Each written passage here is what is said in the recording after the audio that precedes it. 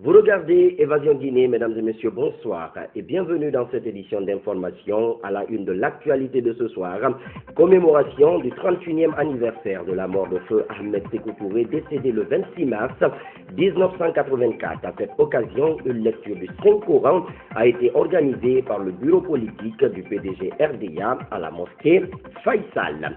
Et puis, une délégation du Fonds monétaire international FMI est à Conakry pour discuter des stratégies à mettre en place pour l'exécution d'un plan Marshall qui permettra de combler le déficit causé par le virus Ebola. Mesdames et messieurs, une fois encore, bonsoir et bienvenue. Le président de la République, professeur Alpha Condé, a procédé ce jeudi à la pose de la première pierre du port fluvial de Boké et du centre de santé amélioré de Katogouma. Ce port devra servir pour le transport de la bauxite sur le rio Munez et le centre de santé va contribuer à l'amélioration des soins sanitaires de la localité. Nous y reviendrons dans nos prochaines éditions d'information. La déclaration des trois leaders de l'opposition faite à Paris continue d'alimenter les débats au sein des états-majors des partis politiques. Ce jeudi, c'est le secrétaire administratif du RPG Arc-en-Ciel qui est monté au créneau pour dénoncer cette intervention faite le 23 mars dernier par El Hadj Cellou Dalein Diallo, Sidya Touré et Lansana Kouyaté. Intervention dans laquelle ces leaders ont remis en cause la légitimité du président Alpha Condé. Dans une autre déclaration, Lansana Komara qualifie les propos de ces leaders d'incendiaires. Mamadi de Condé, reportage. Au RPG Arc-en-Ciel, c'est l'indignation face à cette déclaration. Ses signataires Cellou Dalein Diallo, Sidya Touré et Lansana Kouyaté remettent en cause la légitimité du président Alpha Condé pour diriger encore le pays. Pour le parti au pouvoir, pas question de se laisser distraire. Le RPG Arc-en-Ciel a toujours respecté les consignes d'apaisement et de dialogue prônées par le président de la République. Il n'a pas l'intention de se laisser distraire de cette ligne de conduite par des déclarations incendiaires et mensongères. Pour autant, le RPG Arc-en-Ciel n'acceptera jamais le chantage, l'instabilité et la violence. Les trois anciens premiers ministres ont aussi déclaré que l'opposition s'attellerait à l'élaboration d'un programme commun de gouvernement. Ces visées sont illégitimes aux yeux du parti au pouvoir. Toutefois, le RPG Arc-en-Ciel prend à témoin l'opinion nationale et internationale sur les visées antidémocratiques de l'opposition guinéenne. Ceux qui souhaitent que la Guinée retombe dans l'instabilité et le chaos pour avoir une chance de parvenir au pouvoir en assumeront la responsabilité devant l'histoire. En tout état de cause, ils trouveront le peuple de Guinée sur leur chemin qui n'est plus prêt à se laisser manipuler. Pour finir, le RPG Arc-en-Ciel invite les leaders politiques à privilégier la paix et à préserver l'unité nationale. Une mission du Fonds monétaire international est en visite en Guinée. Cette délégation du FMI est conduite par le directeur adjoint département Afrique. L'institution monétaire vient discuter avec les autorités du pays pour les stratégies à mettre en place pour un plan Marshall. Ce plan devrait combler le déficit créé par l'épidémie de la fièvre hémorragique à virus Ebola en Guinée. Le point avec Saran Kamara. Pour une agriculture performante, un slogan évocateur inscrit sur le laboratoire mobile et les deux voitures qui l'accompagnent. Une assistance marocaine qui fait partie des conventions signées il y a un an à l'OCP, entendez officier RFI du phosphate. Cette volonté de concrétisation d'un cadre d'accord qui lie le Maroc et la Guinée est en train de passer par différentes étapes. Il y a eu plusieurs étapes dans le cadre du travail mené par l'OCP, l'Office chérifien des phosphates, qui dans l'équipe présente aujourd'hui conduite par M. Guibert, donc pour la carte de fertilisation des sols de la Guinée, un laboratoire mobile, une école des champs, plus également la formation de cadres guinéens qui vont accompagner la future caravane qui est en train de se mettre en place petit à petit. Ce laboratoire mobile de dernière génération devrait permettre à 7 millions d'agriculteurs de faire des choix stratégiques efficaces sur l'utilisation de leur sol tout en protégeant l'environnement. c'est un outil extraordinaire qui va permettre à chaque agriculteur, à chaque région agricole d'analyser ses sols, de savoir exactement la capacité de son sol à répondre à ses ambitions à lui, producteur, et de savoir si c'est en conformité avec ses ambitions. Analyser son sol, c'est dire, est-ce que je vais pouvoir faire de la banane ou plutôt du riz? Et ce laboratoire va lui permettre d'avoir la réponse quasiment en temps réel. Et donc, nous permettre d'avoir la carte de fertilité des sols d'un pays, c'est lui ouvrir les clés du développement agricole. C'est lui ouvrir les possibilités de faire des choix stratégiques pertinents, intelligents, et de permettre à ce pays d'asseoir en fait une agriculture durable. Les analyses du sol seront faites par les équipes du Sénasol, formées à cet effet au Maroc. La caravane agricole devrait commencer vers la mi-avril à l'occasion de la journée du paysan. La première étape du périple concernera la Basse et la Moyenne Guinée pour une quarantaine de jours. C'était plutôt le reportage de Aguira Touba qui nous parlait du laboratoire mobile tant attendu. Je vous le disais tout à l'heure, une mission du Fonds monétaire international est en visite en Guinée. Cette délégation du FMI est conduite par le directeur adjoint département Afrique. L'institution monétaire vient discuter avec les autorités du pays sur les stratégies à mettre en place pour un plan Marshall. Ce plan devrait combler le déficit créé par l'épidémie de la fièvre hémorragique à virus Ebola en Guinée. Le point avec Saran Kamara. Selon des experts, l'épidémie à virus Ebola va impacter sur l'économie guinéenne jusqu'en 2017. C'est pourquoi le Fonds monétaire international soutient les efforts du gouvernement pour combattre ensemble ce virus. Après des échanges très étendus avec les autorités, le FMI s'est engagé à élargir les pourparlers à Washington en vue d'une belle relance de l'économie guinéenne. Je crois que nous sommes tous tombés d'accord que maintenant le focus doit être tourné vers le futur et voir comment le plan de relance peut être mis sur les rails. Et j'ai discuté avec les autorités de ce plan de réponse et dans les jours à venir, nous allons voir comment nous pouvons supporter les efforts des autorités dans ce secteur. L'environnement est extrêmement difficile, l'environnement extérieur n'est pas favorable non plus. Mais je suis confiant que la Guinée va se relever de cette crise et mettre l'économie sur le chantier de la République. Le Fonds monétaire international soutient autant que possible les pays touchés par le virus Ebola. Cette institution financière a investi plus de 990 millions de dollars dans les 3 pays les plus affectés, dont 110 millions de dollars américains en Guinée. Soyez notre porte-parole pour continuer à soutenir, à défendre notre dossier qui va bien sûr être présenté dans quelques jours à Washington. Passer un message également au secteur privé, international, les grands projets, que ce soit miniers ou non miniers, de revenir le plus rapidement que possible, poursuivre leurs activités en Guinée pour que nous puissions garder les acquis du passé et ensuite amorcer un développement accéléré et harmonieux pour le bien des populations guinéennes. Les autorités de la Guinée, la Sierra Leone et le Libéria vont fournir un plan Marshall de relèvement post-Ebola. Et ces plans seront l'objet d'études lors des réunions du printemps prochain à Washington.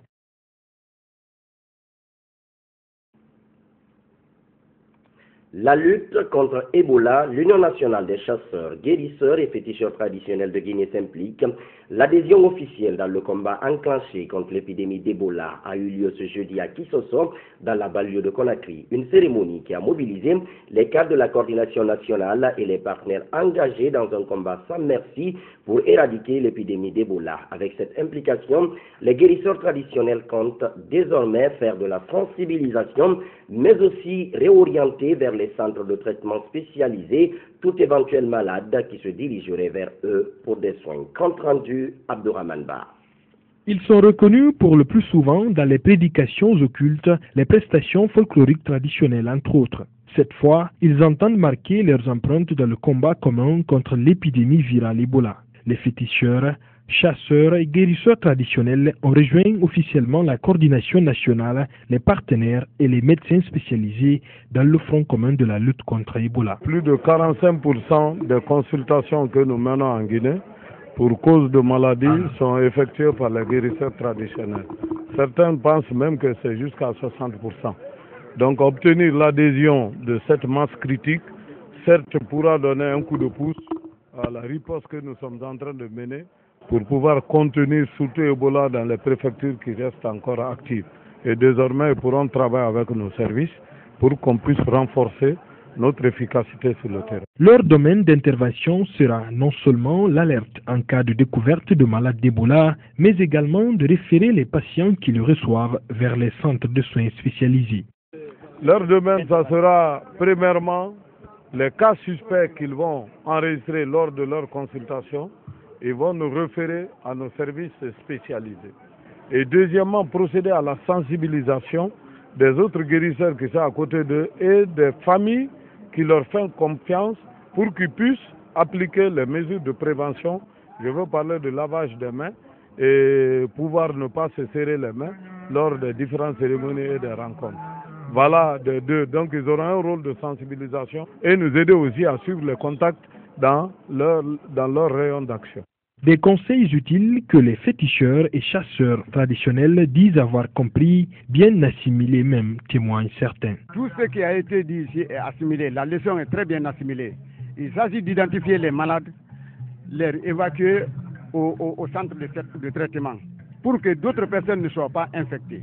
Un don composé de chlore, savon, gants, cache-nez et des boîtes à images ont été offerts aux guérisseurs traditionnels par la coordination d'Ebola. C'est pour d'abord les inviter au respect strict des mesures de protection.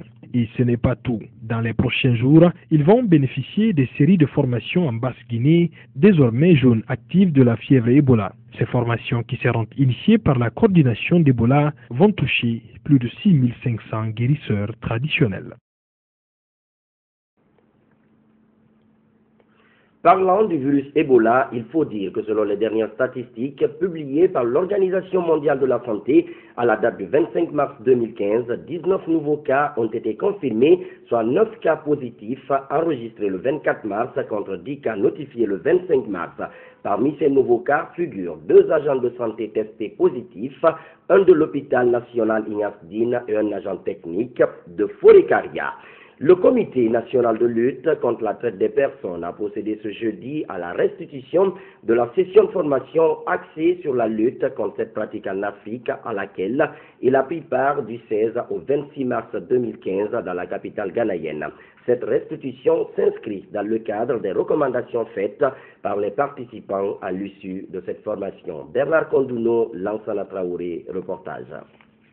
Le Comité national de lutte contre la traite des personnes a participé à une formation sur la lutte contre la traite des personnes du 16 au 21 mars 2015 à Accra, au Ghana. Cet atelier tenu ce jeudi consiste à faire la restitution des recommandations au personnel du comité et aux partenaires. Il s'agit d'une journée de restitution de formation des formateurs à laquelle nous avons participé à Accra, au Ghana, du 16 au 21 de ce mois.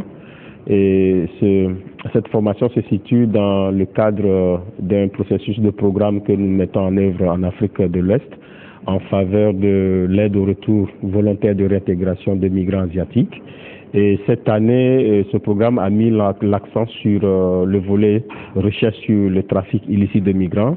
La formation tenue à Accra a regroupé les agents de sécurité, les représentants de certains ministères. Les participants ont été outillés sur de nouvelles techniques qui permettent d'identifier l'authenticité d'une pièce d'identité. La formation des formateurs d'Accra a permis aux cadres guinéens de la sécurité et des affaires sociales et des Guinéens de l'étranger de revenir avec de nouvelles réflexions sur la prise en compte de la problématique de trafic illicite de migrants par terre air et mer. Après une demi-journée de débat sur les recommandations de la formation tenue à Accra, des recommandations ont été formulées par les participants. L'atelier a dégagé des recommandations assez pertinentes, sachant que du moment où la notion de trafic illicite de migrants paraît un peu nouvelle aux acteurs, il faut que nous mettons l'accent sur les activités de campagne d'information et de sensibilisation à haute échelle, mais aussi de formation des membres du comité national de lutte contre des personnes, mais aussi des OPJ, des magistrats, des officiers de police judiciaire sur la compréhension de ce qu'est la notion de trafic de migrants, mais aussi sa comparaison avec la traite des personnes. Le comité compte transmettre ses recommandations aux partenaires puis à l'État pour les impliquer dans la réussite de ce projet. Les élèves du collège Saïfoulaye Diallo de Bessia Centre ont manifesté ce jeudi. Ils demandent le départ de leur principal. Selon ces élèves, Aboubakar Touré profère des injures, surtout à l'encontre des jeunes filles qui fréquentent cet établissement. Les explications avec Nini Oumobalde. Ce jeudi, dans l'après-midi, les élèves du collège Saïfoulaye Diallo étaient dans la rue à Bessia Centre. Aboubakar Touré, c'est le nom du principal de cette école. Il est accusé d'avoir tenu des propos injurieux à l'endroit de certains élèves. Et cela depuis sa nomination dans cet établissement. Notre principal, il insulte les femmes comme si ce n'est pas une femme qu'il a mis au monde. Il a insulté nos amis et on grévé, nous encore on a fait la bantane. C'est pourquoi ces élèves ont demandé le départ d'Aboubakar Touré. On demande de le changer, on veut le changement. Seulement, s'il n'y a pas de changement, on va agréer.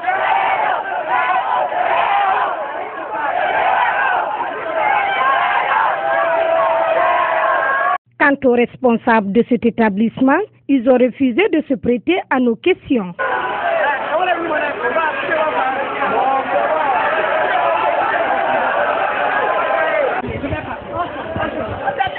Lorsque nous quittions les lieux, le principal était dans la main des forces de sécurité afin d'éviter que le pire arrive avec cette colère des élèves. Aider les élèves des localités de Mambia et de Débélé à mieux se former, c'est l'objectif de la remise officielle d'un important lot de fournitures scolaires d'équipements sportifs et d'autres accessoires par la compagnie de bauxite de Kindia ce jeudi au lycée de Mambia Centre, construit l'année dernière par la même compagnie. Mohamed Lamine Kaloga ou les Matoukuru Diallo nous signent ce reportage. Ces pas de danse des femmes des localités de Mambia et de Débélé sont des pas de réjouissance suite aux dons offerts par la compagnie de bauxite de Kindia, Russal Sebeka. Ce don composé d'armoires, de cahiers, de livres, de règles, de globes terrestres, de cartes géographiques, de papier-rames, d'équipements sportifs et plein d'autres fournitures scolaires ne sont pas les premiers offerts par cette compagnie. Nous pouvons citer entre autres réalisations le lycée de 12 salles de classe en construction, les postes de santé, la restauration des infrastructures administratives, la réalisation des forages, l'appui financier au groupement féminin, l'appui financier aux confessions religieuses, l'appui à la jeunesse, etc., etc.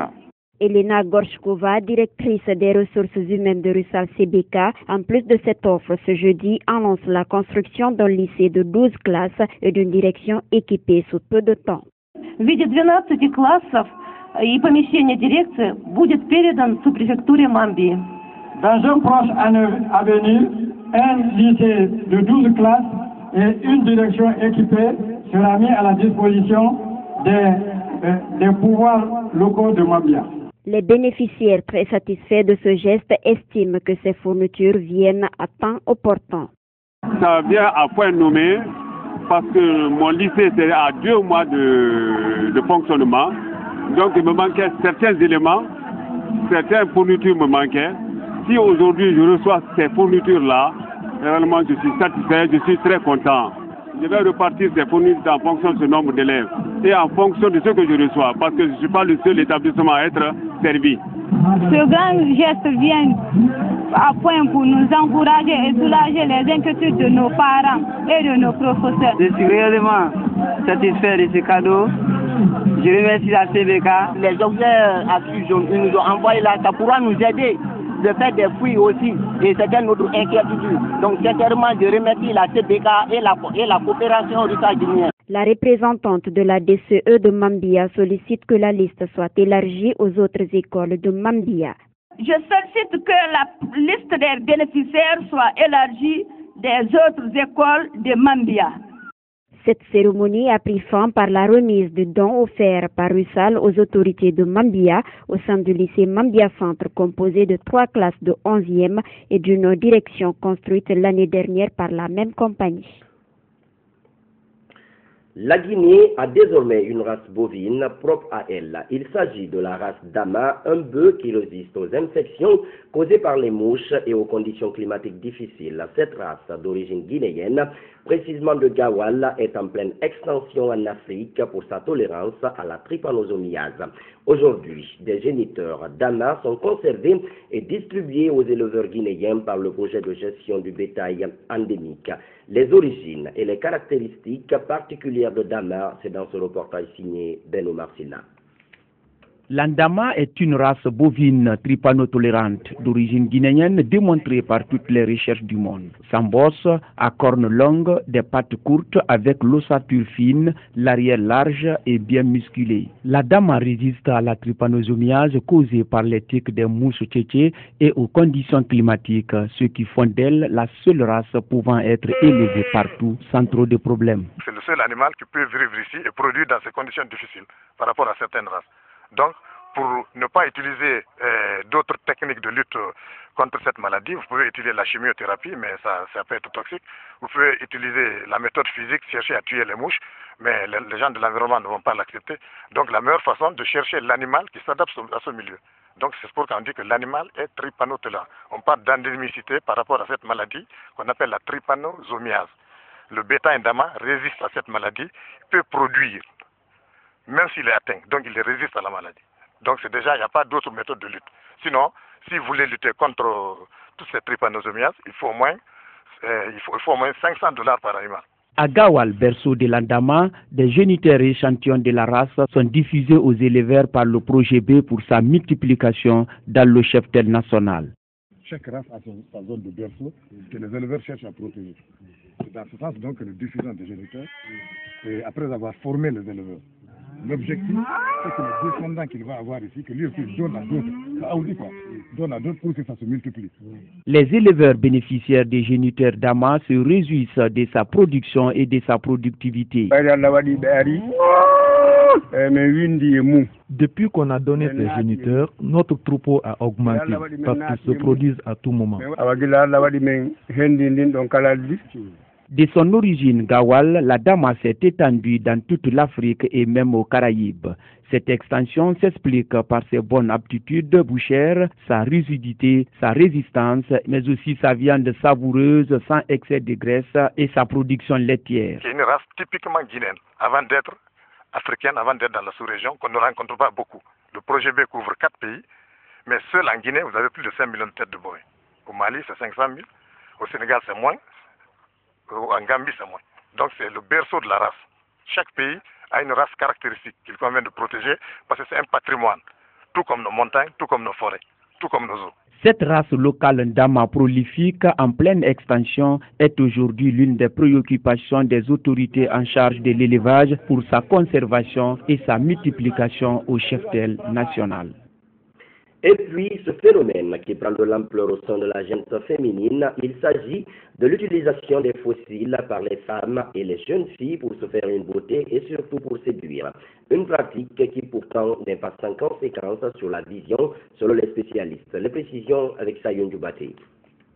Paraître belle reste aujourd'hui le souci majeur de nombreuses femmes et jeunes filles guinéennes. Pour cela, elles utilisent les fossiles, surtout lors des cérémonies de mariage, baptême. Une façon pour elles d'avoir une nouvelle beauté afin de séduire et attirer les hommes. La femme doit chaque fois se rendre belle. En plus, j'ai un mariage, donc je mets les fossiles pour être belle et séduire pour avoir un homme. Parlant des qualités de fossiles et celles qu'il utilise, C'est difficile de trouver actuellement les fossiles originaux. Les commerçants qui les importent amènent des fossiles en synthétique. Celles qui achètent ne connaissent pas la différence. Il y a aussi des cols qui ont beaucoup de gaz et ça peut jouer sur les yeux. Nous savons quel type de fossiles utiliser pour chaque client. Les cils ont un rôle important pour les yeux. Ils sont là pour protéger le globe oculaire contre les poussières et contre certaines agressions microbiennes. Ils donnent également de l'esthétique au visage, une beauté au visage. Alors nos sœurs qui l'utilisent, c'est pour renforcer cette beauté. Pour Dr Mamadou Ouriba, ophtalmologue au CHU de Donka, les fossiles, tout comme les autres produits, calés, crayons, ont des aspects négatifs sur la vision. C'est des produits de la même manière que les calés, les crayons que les gens utilisent. C'est des produits qui sont irritants. Ils sont là tout le temps. Il y a une petite partie qui passe à la surface du globe qui irrite l'œil. L'œil est en permanence irrité. À la longue, donc, l'intéressé va toujours se plaindre de larmoiement, de photophobie, ne supporte plus la lumière. À la longue, donc, ça peut donner des troubles visuels, à type de sensation de malaise. Précisons toutefois que l'utilisation des fossiles, la pose des ongles artificiels, l'épilement des sourcils et autres sont des pratiques qui ont des conséquences néfastes chez les femmes. Commémoration ce jeudi 26 mars 2015 du 30e anniversaire de la mort du père de l'indépendance guinéenne et premier président de la Guinée, Feu Ahmed Sékou Touré. Cette journée commémorative a été marquée par une lecture du Saint-Coran à la mosquée Faisal, suivie de la visite de son mausolée. Nabi Kamara, Alpha Oumar Bari, reportage. Le 26 mars 1984 est une date qui restera gravée dans la mémoire des Guinéens. C'est à cette date que le père fondateur de l'indépendance guinéenne, Ahmed Sékou Touré, est décédé. À l'occasion donc du 31e anniversaire de sa disparition, célébré ce jeudi en Guinée, les responsables du PDG-RDA ont organisé une lecture du Saint-Coran à la grande mosquée de Conakry pour le repos de son âme. 31 ans après sa disparition, certains Guinéens se souviennent encore de lui. Après 30 ans de disparition de Feu Ahmed Sékou Touré, chaque fois que nous sommes dans ces circonstances pour nous recueillir sur sa tombe, nous sommes animés par un sentiment de fierté. De fierté en constatant que les Guinéens savent se souvenir de l'œuvre de ce grand homme. Et ils continuent toujours de prier pour lui. Donc c'est pourquoi je souhaite que tous les Guinéens s'inspirent de l'exemple de ce grand homme qui a passé sa vie à bâtir une nation. C'est un sentiment de compassion et de reconnaissance de tout ce qu'il a fait pour la Guinée. Il est le père de notre nation, il est le père fondateur, je voulais dire, de notre nation. Il a donné aux Guinéens leur dignité, leur fierté. C'est un redit, parce que tout le monde le dit. Il a posé des actes qui sont aujourd'hui le fondement de notre pays. Le président Ahmed Sékou Touré, paix à son âme, il demeurera éternellement dans le souvenir des Guinéens. Pour nous avoir donné l'indépendance avec ses compagnons et son parti, le PDG, pour nous avoir montré à la communauté internationale en introduisant le pays au concert des Nations Unies. Ces deux faits sont majeurs. Mais le plus important que les jeunes doivent retenir, ce n'était pas un ethnocentriste. Comme on le dit, ce n'était pas aussi un dictateur, comme on le présente. Le fils d'Ahmed Sékou Touré, qui était tout le temps aux côtés de son père, parle de la générosité et du patriotisme de l'illustre disparu. Je vous ai dit qu'il était d'une densité exceptionnelle, ce qui lui a permis de toucher à beaucoup de dimensions de notre existence et au-delà. Nous avons eu la chance et le bonheur en tant que peuple de Guinée de l'avoir devant nous à une période cruciale de l'histoire de l'humanité et de l'histoire de l'Afrique. Il a su incarner les valeurs de l'Afrique. Il a défendu la liberté et la souveraineté de l'Afrique et de l'homme noir. du début de sa vie à la fin. Les cérémonies de cette date commémorative ont pris fin par le dépôt des gerbes de fleurs sur la tombe du père fondateur de la nation guinéenne.